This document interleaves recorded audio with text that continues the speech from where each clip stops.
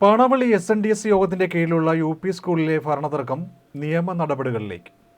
Panavally SNDS യോഗത്തിന്റെ കീഴിലുള്ള UP സ്കൂളിലെ ഭരണതർക്കം നിയമ നടപടികളിലേക്ക്. SNDS യോഗം പ്രസിഡന്റും സ്കൂൾ മാനേജറും ഒരാൾ തന്നെയായിരിക്കണമെന്നാണ് നിയമവലിയിലുള്ളത്. ഇവിടെ നിലവിൽ 2 വിഭാഗങ്ങളായാണ് ക്ഷേത്രം ഉൾക്കൊള്ളുന്ന യോഗവും സ്കൂളും പ്രവർത്തിക്കുന്നു എന്നതാണ് തർക്കങ്ങൾക്ക് കാരണം. സ്കൂളിലെ അധ്യാപക നിയമനവുമായി ബന്ധപ്പെട്ട് സ്കൂൾ മാനേജർ രാജേഷ് വടക്കേവേളി പണം വാങ്ങിയെന്ന് ഉദ്യോഗാർത്ഥി നൽകിയ പരാതിയിൽ രാജേഷിനെതിരെ പോലീസ് കേസെടുത്തെന്നും പരാതിക്കാർ പറയുന്നു. ഇങ്ങനെയൊരു പത്രസമ്മേളനം വിളിച്ചു ചേർക്കാൻ കാരണമെന്ന് പറഞ്ഞാൽ ഇതൊരു പാരമ്പര്യ ചരിത്രമുള്ള ഗുരുദേവനാൽ പ്രതിഷ്ഠ നടത്തിയൊരു ക്ഷേത്രമാണ്. അതിനോടനുബന്ധിച്ച് ഒരു ധാരാളം ഡിവിഷനുകളുള്ള ഒരു UP സ്കൂളിൻ്റെ ചരിത്രവും ഉണ്ടായിരുന്നുണ്ട്. പക്ഷേ 2016 അധികാരമേറ്റ രാജേഷ് വടക്കേവിളി എന്ന വ്യക്തി തുടർച്ചയായി 9 വർഷം ബൈല ധിക്കരിച്ചുകൊണ്ട് ബൈലയിൽ 3 വർഷത്തിലൊരിക്കൽ എല്ലാ വർഷാവർഷം പൊതുയോഗം നടത്തുകയും 3 വർഷത്തിലൊരിക്കൽ തെരഞ്ഞെടുപ്പ് നടത്തി പുതിയ ഭരണസമിതിയെ അധികാരം ഏൽപ്പിക്കണമെന്നുമാണ്. ആ ബൈലയുടെ നിയമങ്ങൾ തെറ്റിച്ചുകൊണ്ട് ഏകദേശം 8 വർഷക്കാലത്തോളം ഭരണം നീട്ടിക്കൊണ്ടുപോയപ്പോൾ ആക്ഷൻ കൗൺസിൽ രൂപീകരിക്കുകയും ജനങ്ങൾ സമരം ചെയ്യുകയൊക്കെ ചെയ്തതിൻ്റെ ഫലമായി രാജേഷ് പ്രസിഡൻ്റായിരുന്ന ആ ഭരണസമിതിയിലെ സെക്രട്ടറി വിളിച്ചു ചേർത്ത പൊതുയോഗത്തിൽ ഞങ്ങൾ പുതിയ ഭരണസമിതി 2022 അധികാരമേൽക്കുകയാണ് ചെയ്തത്. എന്നാൽ നാളിതുവരെയായിട്ട് സ്കൂളിൻ്റെ മാനേജർ സ്ഥാനം രാജേഷ് തിരഞ്ഞെടുക്കപ്പെട്ട പ്രസിഡന്റിന് കൈമാറണം എന്നാണ് നിയമം. തിരഞ്ഞെടുക്കപ്പെട്ട പ്രസിഡന്റാണ് സ്കൂളിൻ്റെ മാനേജർ. ഇത് ഒരു കാരണവശാലും കൈകാര്യം മാറിയിട്ടില്ല. എന്തുകൊണ്ടെന്നാൽ ഒരുപക്ഷെ അദ്ദേഹം ഇതിൻ്റെ പേരിൽ നിയമനത്തിൻ്റെ പേരിൽ കോടികൾ അഴിമതി നടത്തിയതിൻ്റെ കഥകൾ പുറത്തു വരികയാണ്.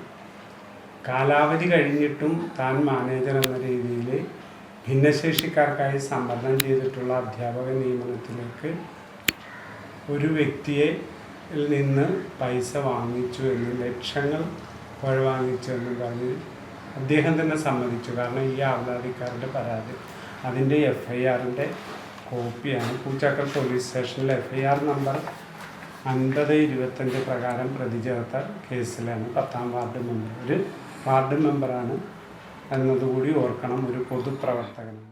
SNDS യോഗത്തിന്റെ തിരഞ്ഞെടുപ്പ് 2022 നവംബർ 13 കഴിഞ്ഞതാണെന്നും തങ്ങളുടെ പുതിയ ഭരണസമിതി അധികാരം ഏറ്റെടുത്തെങ്കിലും നാളിതുവരെ രാജേഷ് സ്കൂൾ മാനേജർ സ്ഥാനം നിലവിലെ ഭരണസമിതിക്ക് കൈമാറിയിട്ടില്ലെന്നും ക്ഷേത്രത്തിന്റെ ചുമതല നിർവഹിച്ചിരുന്നവർ ആരോപിച്ചു. രാജേഷ് നഴ്സറി സ്കൂളും യോഗം പൂതായി തുടങ്ങിയ CBSE സ്കൂളും അടച്ചുപൂട്ടാൻ ഹൈക്കോടതിയെ തെറ്റിദ്ധരിപ്പിച്ച ഉത്തരവ് വാങ്ങിയെന്നും ഇതിനെതിരെ കോടതിയെ സമീപിച്ചിട്ടുണ്ടെന്നും ഇവർ പറഞ്ഞു. എന്നാൽ ആരോടും നിയമനവുമായി ബന്ധപ്പെട്ട് പണം വാങ്ങിയിട്ടില്ലെന്നും പരാതിക്കാരൻ പരാതി പിൻവലിച്ചുവെന്നും മേൽ നടപടികൾ സ്വീകരിക്കേണ്ടതില്ല എന്ന് പോലീസ് സ്റ്റേഷനിൽ എഴുതിക്കൊടുത്തുവെന്നും രാജേഷ് വടക്കേവിളി പറഞ്ഞു. SNDS UP സ്കൂളിൻ്റെ പ്രവർത്തനങ്ങളെ തകർക്കാൻ വേണ്ടി പരിശ്രമിക്കുന്ന ശ്രീ TD പ്രകാശൻ വച്ചാപറമ്പിൽ, ശ്രീ ഷിജു വലിയടറ, ശ്രീ അരുൺ മോഹൻ വെട്ടുന്നറ, അതുപോലെ രതീഷ് ചക്കിത്തറ, സേതു കുളത്താക്കൽ, അതുപോലെ തുടങ്ങിയ ആൾക്കാർ SNDS UP സ്കൂളിൻ്റെ പ്രവർത്തനങ്ങളിൽ ഇടപെടരുതെന്നും തടസ്സപ്പെടുത്തരുതെന്നുള്ള ഹൈക്കോടതി വിധിയുടെ ഉത്തരവാണ്. ഇത് ബഹുമാനപ്പെട്ട കേരള ഹൈക്കോടതി എന്നെ സ്കൂൾ മാനേജറായി അംഗീകരിച്ചുകൊണ്ടും ഈ പറഞ്ഞ ആൾക്കാർ SNDS യോഗത്തിൻ്റെ കീഴിലുള്ള SNDS UP സ്കൂളിൽ ഇടപെടരുതെന്ന് കാണിച്ചുകൊണ്ടുള്ള ബഹുമാനപ്പെട്ട ഹൈക്കോടതി ഉത്തരവാണ്. അതുപോലെ തന്നെ SNDS യോഗത്തിൻ്റെ ഭരണത്തിൽ ഇടപെടലെന്ന് കാണിച്ചുകൊണ്ടും SNDS യോഗത്തിൻ്റെ വസ്തുവകകളിൽ ഒരു തരത്തിലുള്ള നിർമ്മാണ പത്രങ്ങൾ നടത്തണമെന്ന് ആവശ്യപ്പെട്ടുകൊണ്ട് ബഹുമാനപ്പെട്ട ചേർത്തല സബ് കോടതി നൽകിയ ഉത്തരവാണ്.